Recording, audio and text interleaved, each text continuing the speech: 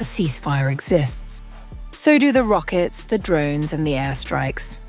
As Israel and Lebanon hold historic talks, Hezbollah and the IDF are still trading fire across the border.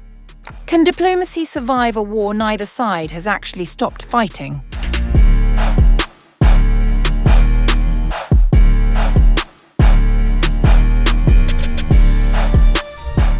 Saturday afternoon in northern Israel, sirens went off across several towns as 2 rockets and a drone came in from Lebanon. The Israeli military intercepted the drone and 1 rocket. The second rocket hit an open area. No one was hurt, but that almost doesn't matter at this point, because this was not the first time, and it was not the last. The Israeli Defense Forces were blunt about what happened. The Hezbollah terror organization has again blatantly violated the ceasefire agreement. That word, again, is doing a lot of work in that sentence. Prime Minister Benjamin Netanyahu responded within hours. His office put out a short, sharp statement. Prime Minister Netanyahu has ordered the IDF to vigorously attack Hezbollah targets in Lebanon. And the IDF did exactly that. Strikes hit buildings used by Hezbollah in the southern Lebanon security zone, including facilities linked to the group's elite Radwan Force, which the military says were being used to store weapons and coordinate attacks. The buildings were struck to remove a threat to IDF soldiers and Israeli civilians. Ground operations were also moving. Israeli troops in southern Lebanon killed a Hezbollah operative riding a motorcycle. 3 more were killed in a strike on a pickup truck carrying weapons near the town of Yomor, just north of the Israeli-held buffer zone. 2 additional armed operatives were taken out in a separate airstrike. The IDF said all of them posed a threat to IDF troops operating in southern Lebanon. Lebanon's health ministry confirmed the strikes had killed 4 people in the south. And yet, even as all of this was unfolding, there was technically a ceasefire in place. One that US President Donald Trump had just extended by 3 weeks, announced just 2 nights earlier on Thursday.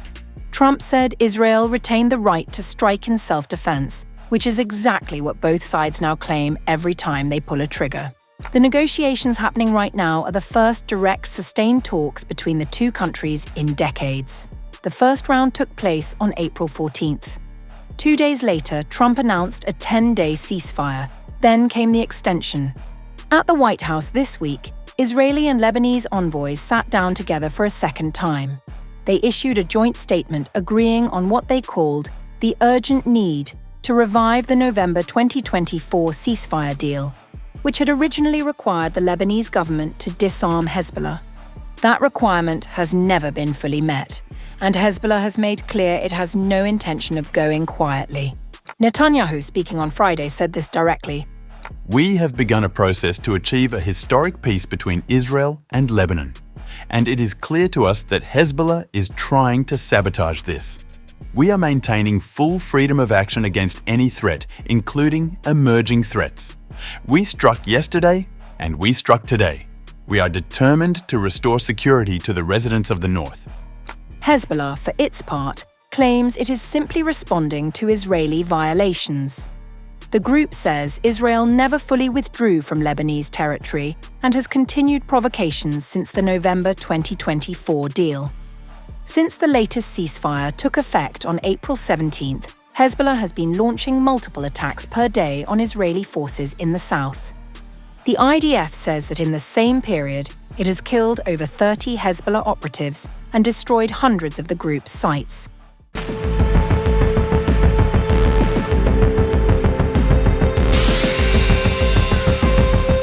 A battlefield blurred, where ambulances don't just carry the wounded, but allegedly conceal weapons and fighters.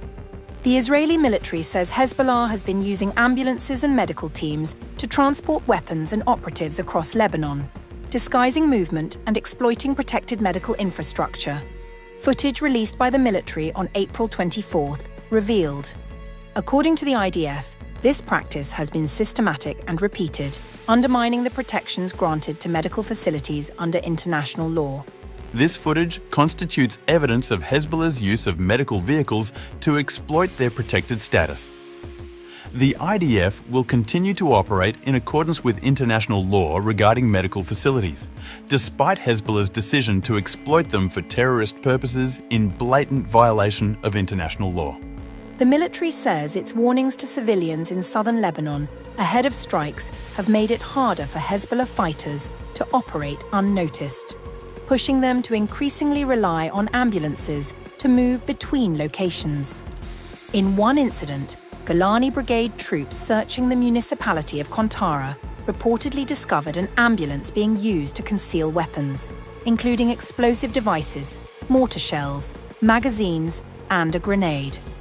In a separate encounter last month, troops from the 7th Brigade identified a Hezbollah operative near an ambulance carrying an RPG anti-tank launcher. The individual opened fire and was subsequently killed.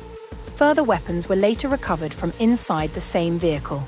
Additional footage released by the IDF shows fighters fleeing strikes on foot, taking cover in open fields before being collected by ambulances.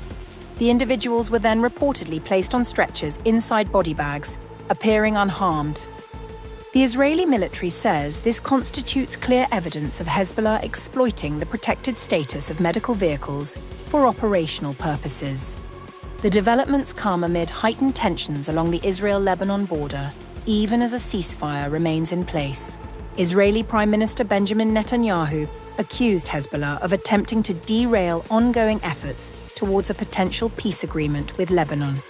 According to the IDF, the strikes targeted military structures in the village of Deir Arms, from where rockets had reportedly been launched towards the Israeli town of Shtula a day earlier. The Israeli military stated that these structures were being used by Hezbollah to advance operations against Israeli forces and the state.